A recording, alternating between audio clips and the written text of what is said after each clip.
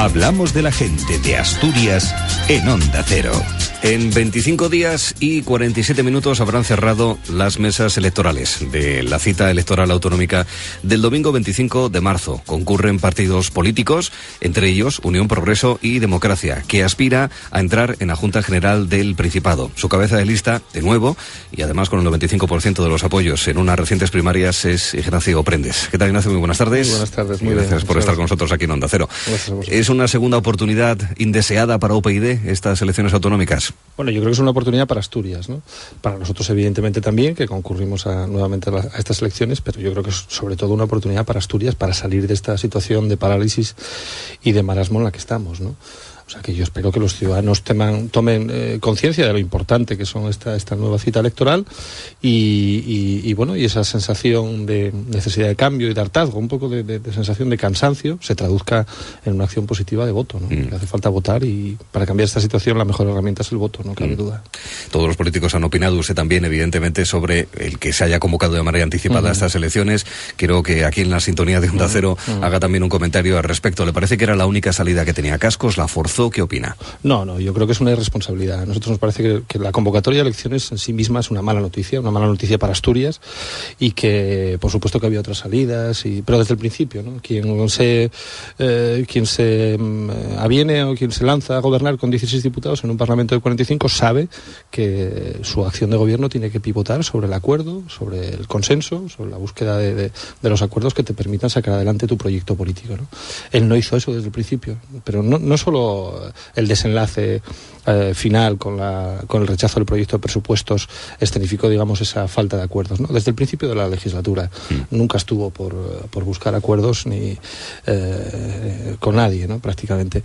Y entonces, bueno, acabó con, en fin, yo lo he calificado como estrambote final del rechazo del proyecto de presupuestos, pero creo que desde el principio había otras salidas, había otras oportunidades, había otras posibilidades, y conscientemente no se quisieron aprovechar, ¿no? Vamos a por cuestiones de actualidad, antes de ir a temas más de fondo, programáticos, mirando a las elecciones. ¿Qué le ha parecido lo de Siero? Que el juez obliga a repetir ese pleno de moción de censura, a propósito que los ediles expedientados del PP ven un éxito de la democracia. Es más que previsible que haya moción de censura y que esta vez sí salga adelante. Bueno, primero vamos a ver si sale adelante o no, porque las circunstancias con las que algunos concurrieron a esa moción de censura hace unos meses, quizá no sean las mismas. El escenario también cambia con la nueva convocatoria electoral. En términos de suma, sí. Sí, pero bueno, digamos que veremos a ver cuál es la... Bueno, ya veremos. En fin, ¿qué opina? Yo lo que sí me parece es que, bueno, no se puede llamar como triunfo de la democracia esto. No, vamos, la cuestión del fallo judicial no opino. Probablemente la legalidad les asista para promover esa moción de censura. Lo que yo creo que lo que queda de manifiesto es que esa legalidad hay que cambiarla, porque yo creo que lo que es inaceptable desde un punto de vista democrático es que se cambien los despachos lo que es la voluntad de los ciudadanos, ¿no? Y nosotros desde el principio hemos dicho que era necesario un cambio de la legislación electoral precisamente en el ámbito local para evitar este tipo de situaciones, para que se respete la voluntad de los ciudadanos, y por eso nosotros promovemos desde nuestro primer programa electoral la elección directa del alcalde. Para que, ya digo, en el ámbito local, donde, digamos, el poder está mucho más cercano y más próximo a los ciudadanos, se visibilice claramente cuál es la opinión de los ciudadanos, que es la que tiene que contar. Y yo creo que aquí lo que están jugando son intereses particulares, intereses personales de algunos de estas personas, pero desde luego se está, yo digo, haciendo un flaco favor a los ciudadanos, y un ejercicio democrático de muy baja calidad, porque se respeta muy poco lo que opinan los electores. Cuando dice que hay que respetar la voluntad de los ciudadanos, ¿eso significa que ha de gobernar el que tenga la lista más votada siempre? No, bueno, vamos a ver, en las elecciones locales es cierto que el que gobierne la lista más votada es un efecto que marca la ley en el caso de que no haya ningún acuerdo posible que conceda mayoría absoluta a un candidato, ¿no? Pero quiero decir, las elecciones fueron en mayo. Se dieron unas circunstancias determinadas, pudieron haberse buscado acuerdos, pudieron haberse alcanzado pactos que hubiesen, bueno, pues de alguna manera investido a uno u otro alcalde, ¿no? Yo no sé cuál es el cambio de circunstancias a escasos meses de aquellas elecciones y de esa decisión para provocar ese cambio. Creo que no había ninguna circunstancia que justificase eso, ¿no? Ninguna circunstancia nueva. Otra cosa es las circunstancias personales de cada fuerza política. Y lo que hay que hacer es buscar acuerdos y tratar de llevar adelante una actividad de gobierno, no buscar intereses particulares. En todo caso, ya digo que nosotros creo que cuando promovemos ese cambio de la legislación es precisamente para evitar estas cosas, porque en el ámbito local se dan muchos casos, se han dado muchos casos de transfugismo. Creo que la Comisión de Transfugismo en el ámbito nacional contempla del orden de 700 y pico casos en los cuales se ha producido a lo largo de la legislatura un cambio, digamos, de gobierno local por pactos entre distintas fuerzas que no tenían una mayoría. Entonces, vuelvo al principio, no es que siempre tenga que gobernar la lista más votada, sí hay que buscar el respeto a la voluntad de los ciudadanos y en todo caso hay que ser claro y transparente con lo que uno propone y con lo que uno oferta a los ciudadanos y respetar lo que ha sido ese contrato social que es tu programa y tu propuesta en el ámbito electoral, ¿no? Arcelor, si finalmente se hace y verifica esa amenaza de cierre de un alto horno, además de posible reducción de la plantilla, ¿a dónde vamos? Es una mala noticia, es evidente que es una mala noticia y además es que Arcelor es uno de los polos tractores de la economía asturiana a todas luces y por lo tanto yo creo que espero que no se llegue a concretar, ¿no? esa paralización de uno de los hornos altos de Beriña y esa reducción de puestos de trabajo, ¿no? En todo caso yo lo que confío es que Arcelor siempre se ha dado, hay un sindicalismo muy trabado, muy negociador, que está acostumbrado a sortear situaciones muy difíciles y yo espero que en el ámbito de la negociación entre los sindicatos y la empresa se puedan llegar a soluciones que van a partir en todo caso, eso es cierto porque es así, el mercado sí lo manda, de ganar competitividad, ganar eficacia en esta empresa, pero que es una empresa puntera y es una empresa competitiva. Yo creo que está en disposición de ganar esa competitividad en el mercado, adaptarse a la circunstancia actual de bajada de pedidos, pero siempre con una perspectiva de futuro. Yo creo que estoy de acuerdo con lo que planteaba el secretario general de la UGT. Yo creo que no se puede reducir el tamaño de Arcelor, eso es muy peligroso. Tiene un tamaño determinado y puede ser competitivo si mantenemos ese tamaño. Por lo tanto, yo espero que no se concreten esas reducciones y que en el ámbito de la negociación permita buscar una solución y seguir adelante. La reforma laboral, ¿qué le gusta y qué no le gusta? Bueno, nosotros, primero, valoración global. Es una oportunidad perdida, una nueva oportunidad perdida para la reforma laboral que hacía falta en este país. No me gusta. No ataca el problema esencial, el problema central de nuestro mercado laboral, que es la dualidad absoluta entre trabajadores temporales y trabajadores fijos, ¿no? Esa diferencia, digamos, que hace que tengamos un mercado en la cual el 90 o el 95% de los contratos laborales que se generan son contratos temporales muy precarios y que generan una inestabilidad tremenda para el trabajador y también para la empresa. Esta reforma no ataca eso, sino que todavía lo potencia, crea incluso algún nuevo modelo de contrato. Nosotros hemos sido muy claros en esto, apostamos desde el principio por el contrato único con una indemnización creciente y creemos que ese sería el punto central de una verdadera reforma laboral. Tiene algún aspecto positivo, como el aspecto relativo a la negociación colectiva, el acercar la negociación colectiva a la realidad de la empresa, para poder adaptarse, digamos, a las necesidades concretas en cada caso y no acudir permanentemente a la vía del despido, que el ajuste en las empresas no se tenga que hacer vía despido, que es lo que ha pasado a lo largo de todo este periodo de crisis. Esa parte me parece positiva, pero ya digo, es una oportunidad perdida porque no ataca el principal problema y además es verdad que es una reforma muy desequilibrada en el sentido de que, bueno, en la relación laboral se apuesta claramente por facilitar la potestad del empresario, en algunos casos, ya digo, como la negociación colectiva justificadamente, pero en otros casos creo que no. UPyD consiguió en las elecciones del 20 de noviembre 24.500 votos, una cifra notablemente superior a una cifra que incluso estuvo a punto de permitir esa entrada en la Junta General en las elecciones del 22 de mayo, que fue de 14.000 votos. ¿De qué manera piensan que van a poder retener a esos 24.500 votantes que sí les aseguraría una entrada en el Parlamento? Bueno, yo creo que nosotros desde el principio, desde que concurrimos en la primera elección, que fue en marzo del 2008, hemos ido creciendo una tras otra en todas las elecciones. Entonces yo creo que seguimos consolidando ese voto en el voto de noviembre. Además yo creo que nuestro voto del mes de noviembre, las elecciones generales, es un voto que tiene un especial valor. Tiene un especial valor porque la ley electoral a nosotros nos condicionaba muchísimo, nos ponía muy difícil el acceder a un diputado por Asturias. Esa era la realidad, yo creo que eso lo valoraba todo el mundo. A pesar de eso, nos votaron esa cifra de asturianos muy estimable y bastante superior a la que nos votaron en mayo, ¿no? ¿Y de qué manera puede ser un discurso que no solamente aglutine el descontento de aquellos que, bueno, pues pueden estar cansados de otras opciones y que ven en UPyD una manera de manifestar ese descontento y buscar nuevas opciones? Bueno, nosotros primero tratamos de hacer una campaña en positivo, lanzando ideas, propuestas permanentemente. Y luego tenemos una ventaja y es el espejo que puede suponer para nosotros ese grupo parlamentario que tenemos en Madrid, esos 5 diputados, ¿no? Y un grupo parlamentario que está permanentemente proponiendo, haciendo propuestas y ya digo, haciendo propuestas en positivo, ¿no? Y bueno, yo cuando oigo muchas de las cosas que están en el debate ahora, como por ejemplo la reforma del modelo territorial, la reforma, por ejemplo, la agrupación de municipios, que ya hay gente que se lo plantea, ¿no? La necesidad de una verdadera reforma financiera, el atacar a fondo el problema que teníamos en las cajas, todo eso son propuestas no electorales, sino propuestas que nosotros llevamos a las instituciones, que llevamos al Congreso a lo largo de toda la legislatura pasada y que cosecharon un sonoro éxito, votaron todos en contra. Sin embargo, ahora están en el debate y muchas de ellas están apropiándose de ellas el resto de partidos, el PP desde el gobierno, ¿no?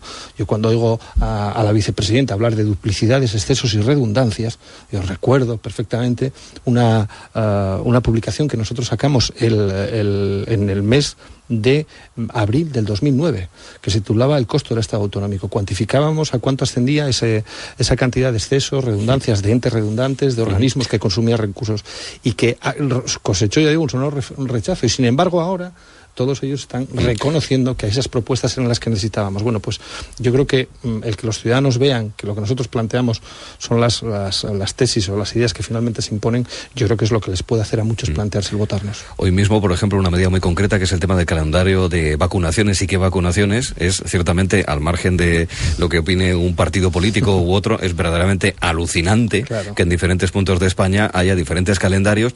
Podría estar vinculado a la diferente climatología. Bien, es verdad, que no hace el mismo frío en Zamora que en Oviedo, por poner un ejemplo, o en Sevilla que en Barcelona. Pero bueno, efectos de gripe y demás. Pero bueno, vacuna de niños, estas cosas. Sí. Es verdaderamente increíble. Pero bueno, son todavía partidarios de ese cierto aire jacobino, ¿no? De que bueno, no tenemos miedo a las etiquetas, pero por ejemplo eso que tú planteas fue también una propuesta nuestra, ¿no? La necesidad de pero es como un peligro, entonces, ¿no? No es ningún peligro. Porque están robando las ideas, el copyright. Bueno, el copyleft, no sé. Lo que pasa es que en política yo creo que las ideas no tienen copyright. Lo que pasa es que sí me gustaría que muchas veces se reconociese que cuando uno lanza esas ideas y demás, pues bueno, que se reconociese de dónde partieron, porque hay gente que se las apropia y luego todavía tienen incluso la desfachatez de cuando eres tú el que las propones votar en contra, ¿no? Pero bueno, a lo que voy, nosotros en esa propuesta lo que planteamos es que hay que construir verdaderos servicios nacionales del Estado del Bienestar, la sanidad, la educación, los servicios sociales. Efectivamente, planteamos la recuperación de competencias por parte del Estado. Cuando empezamos a decir esto hace 4 años, cuestionábamos el modelo territorial y decíamos que esto era un modelo territorial inviable, pues nos tachaban de locos, de jacobinos. Bueno, era lo menos que nos llamaban. Pero a mí, jacobino no es ningún insulto, al contrario. No entiendo pero bueno, insulto, mucha gente lo utilizaba. Definición y una posicionamiento político. Mucha gente lo utilizaba como insulto, ¿no? Con lo cual hablaba de su desconocimiento. A Borrell le llamaban jacobino, por ejemplo. Pero bueno, quiero decir que bueno, nosotros no tenemos miedo a proponer eso. Y proponemos porque nuestro punto de vista es qué modelo territorial nos permite prestar mejores servicios a los ciudadanos. Eso es lo único que nos preocupa. No nos preocupan nos preocupan, pero digamos en otro orden, las identidades, las competencias, las cuotas de poder. Pero sí que es verdad que hay una cosa que es cierta en el ámbito de las autonomías, y es que es mucho más sencillo para el ciudadano o para los políticos locales llamar a una puerta que está cerca, que está en Oviedo, que no a Madrid. Pero eso no impide que la competencia sea del Estado, pero luego lo que es la gestión y la ejecución de esa competencia siga residenciada en las comunidades autónomas. Ojo, es que hay mucha confusión respecto a esto. Nosotros lo que decimos es que el Estado, el gobierno central, para garantizar derechos, para garantizar el derecho a la educación, para garantizar el derecho a la sanidad o el derecho a la dependencia, el Estado tiene que tener mecanismos para garantizar ese derecho en condiciones de igualdad a todos los españoles, vivan donde vivan. Y esos mecanismos es tener tú la competencia. Otra cosa es cómo se gestione, quién la gestione y quién lleve la ejecución práctica de eso, que puede ser perfectamente las comunidades autónomas. Servicios públicos, los recortes. Vamos a ver, se están imponiendo, es evidente, desde Bruselas, desde Berlín, si se quiere, recortes para que se reduzca el déficit. Al margen de que sea necesario o no, ¿es que hay otra manera de salir de esta? Vamos a ver, la austeridad tiene que ser, es algo que viene impuesto por la realidad. O sea, si queremos gestionar esta realidad, lo primero es que tenemos que reconocer que tenemos que ir a un proceso de austeridad pública porque los ingresos han caído, porque efectivamente el escenario que teníamos hace 3-4 años con superávit no se va a volver a dar y hasta dentro de muchos años, ¿no? Probablemente. Entonces, negociar esa realidad implica aceptar que tienes que ir a un proceso de austeridad pública evidente, porque además lo otro tampoco era sano. Había una inflación de las cuentas públicas, de entes, de organismos, duplicados, redundancias, todo esto que comentaba yo antes, ¿no? Pero esa austeridad tiene que ser una austeridad selectiva. Una austeridad selectiva, porque en este momento es cuando resulta fundamental el saber cuáles son las prioridades. Saber qué es lo que tienes que mantener y qué es en lo que puedes prescindir. Por eso nosotros cuando hablamos de austeridad sí, por supuesto, ya digo, porque viene impuesta por la realidad, no solo porque nos lo imponga Bruselas, que también, sino porque viene impuesto por la realidad, porque vamos a disponer de muchos menos recursos de los que tuvimos durante los últimos años. Pero tiene que ser una austeridad selectiva que preserve en todo caso educación, sanidad y servicios sociales. Y por eso resulta más importante que nunca hablar del modelo, porque el modelo que tenemos es un modelo ineficaz y un modelo que consume demasiados recursos y por lo tanto tenemos que ir a un modelo mucho más eficaz y mucho más eficiente de servicios públicos que permita mantener las prestaciones con menos recursos. Y por eso nosotros antes que recortes queremos hablar de reformas, pero de reformas en profundidad. Dos últimas cuestiones en la recta final de esta conversación con Ignacio Prendes, el cabeza de lista de UPyD a la presidencia del Principado el próximo 25 de marzo.